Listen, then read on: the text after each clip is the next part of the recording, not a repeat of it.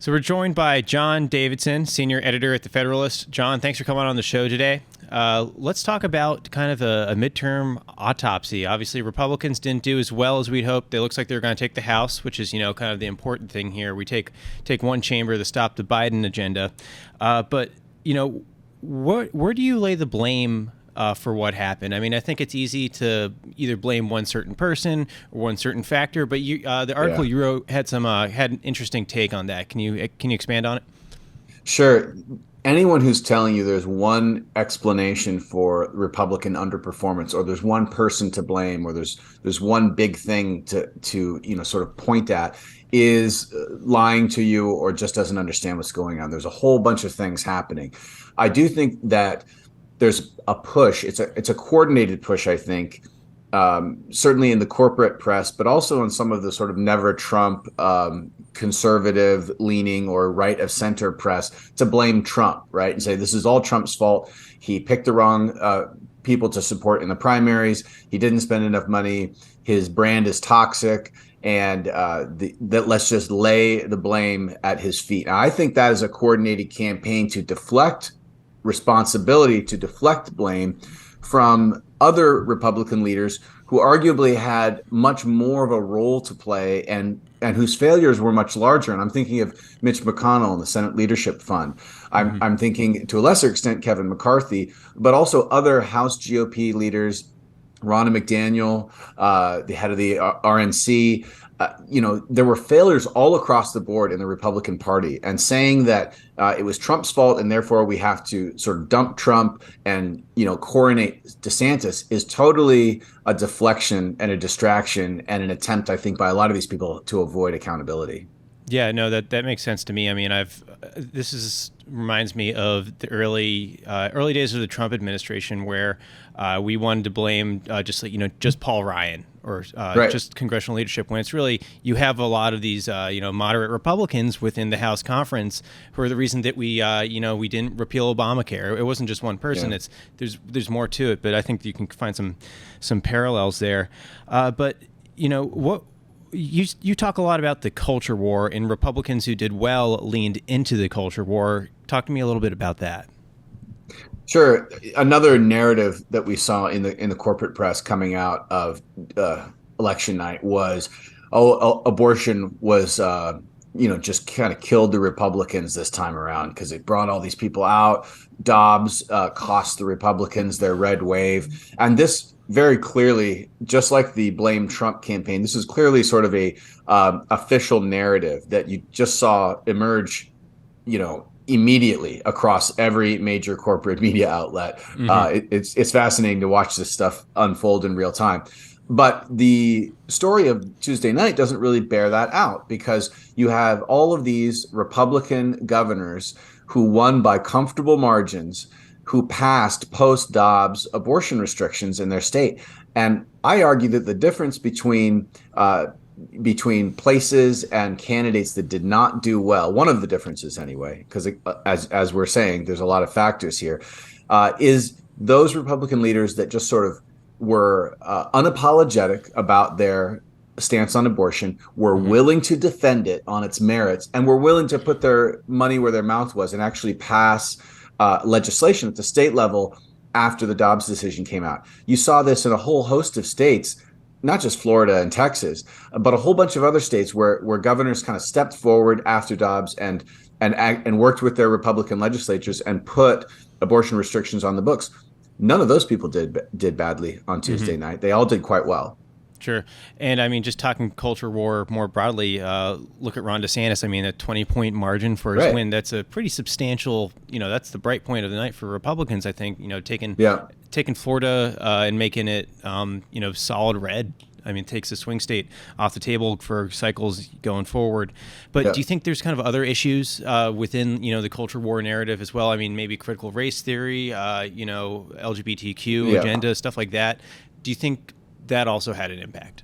Yeah, absolutely. And the other the other sort of recent example of how leaning into these issues helps a candidate is Glenn Youngkin's successful gubernatorial campaign last November Yeah. against a former relatively popular former Democratic governor in that state, Terry McAuliffe.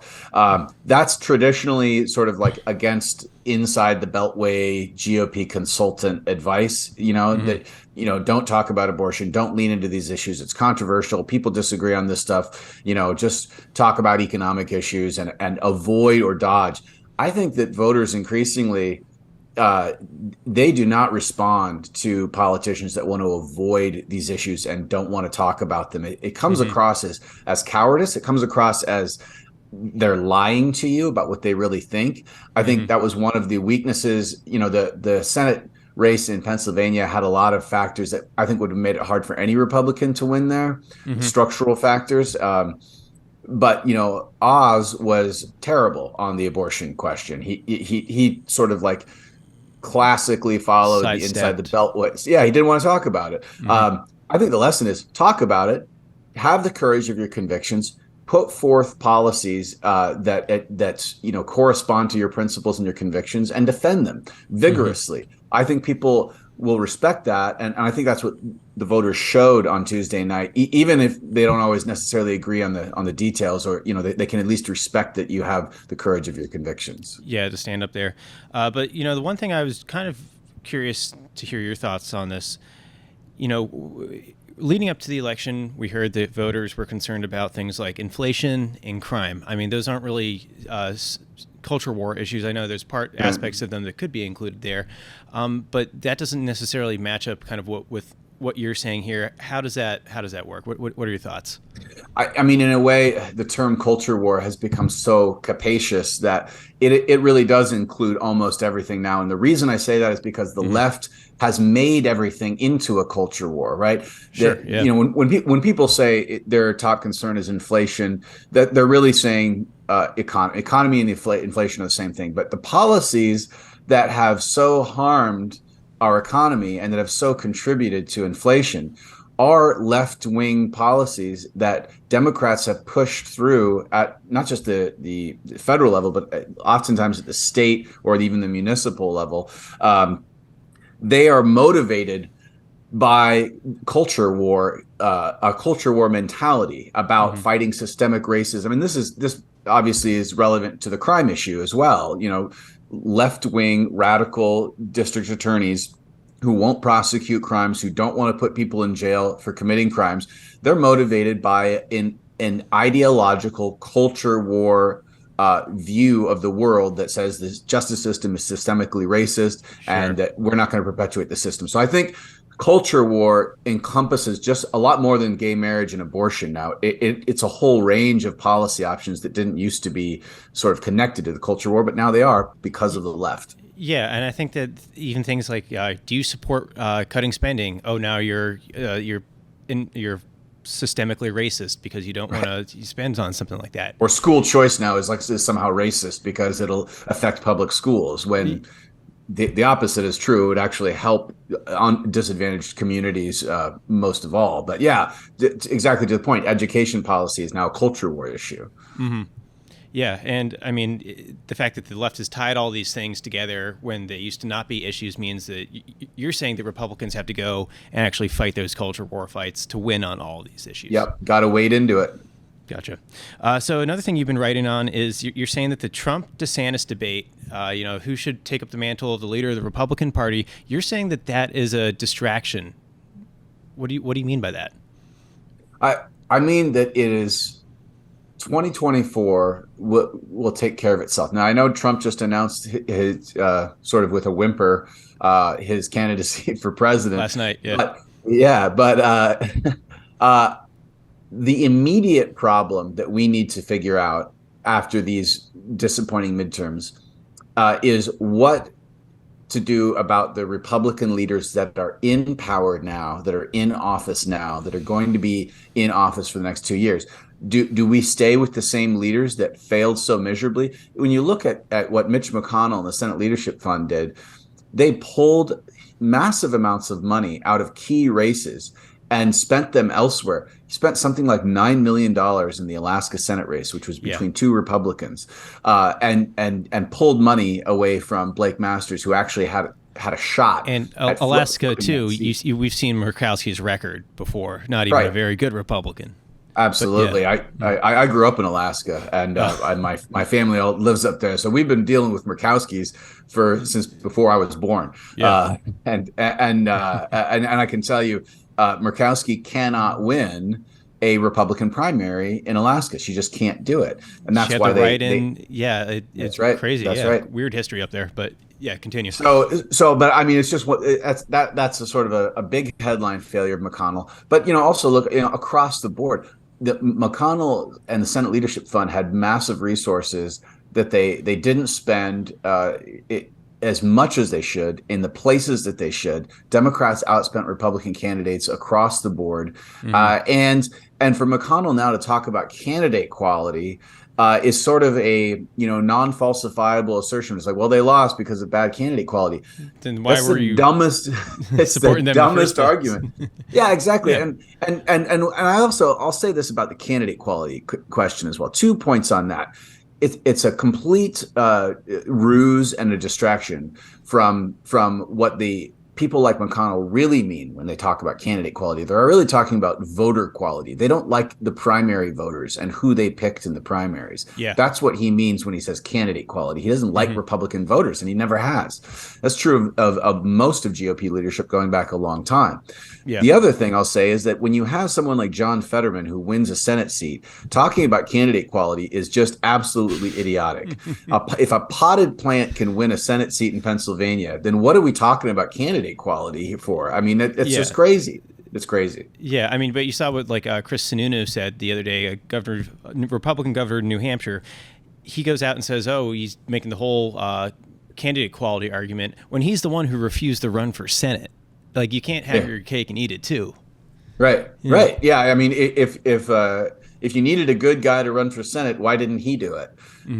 Maybe he thought he couldn't win. I mean, some of these races are genuinely just close races. People talk about Blake Masters as being a candidate quality problem in Arizona. There's nothing wrong with Blake Masters. He wasn't a weirdo. So a lot of these people, just because they're political novices, doesn't mean you have a candidate quality problem. They're very accomplished people, smart, bright, young people, fresh ideas. New ways of talking about things. We saw J.D. Vance did very well. If you're in Ohio, same mold, and he was backed by Trump, and he was one of the people that the Mitch McConnells of the Republican Party met when they talked about candidate quality problems. So I just don't buy that at all. I think that this is much more a problem with two things: just complete polarization, partisan polarization, so that it's very difficult to persuade Democrats to vote for any Republican, and also the Democrat machine just being able to churn out votes through early voting and ballot harvesting in key states. They've figured out how to do it, and until the Republicans either change the laws to make that kind of thing illegal or engage in it themselves the way Democrats do and put the time and the money and the resources in, the Republicans will just keep losing. Yeah, I mean, I think we're honestly at the point where this is the law of the land in a lot of these states for how the ballot process is going to look, at least in the next decade or so. But you don't run a campaign on your ideology, physically running a campaign saying, "Oh, I don't agree with that, so I'm not going to do it." No, you run a campaign to win. You got to take advantage of what you can. I think that it's like if we're going to have like an all steroid Olympics, if you're the one guy who doesn't use steroids, then you're going to lose. Right. Is it ideal? No. Like, do we want ballot harvesting? Yeah, right. Yeah. So. Sorry, Carl Lewis, Ben Johnson wins, and you don't get the medal. That's a very old reference. I think I'm dating myself, but but I think we're out of time here, but super interesting, John. Thanks for coming on. Definitely go to our audience should, go check out your articles on the Federalist, and thanks for coming on. Hey, thanks for having me. I enjoyed it. Thanks, John.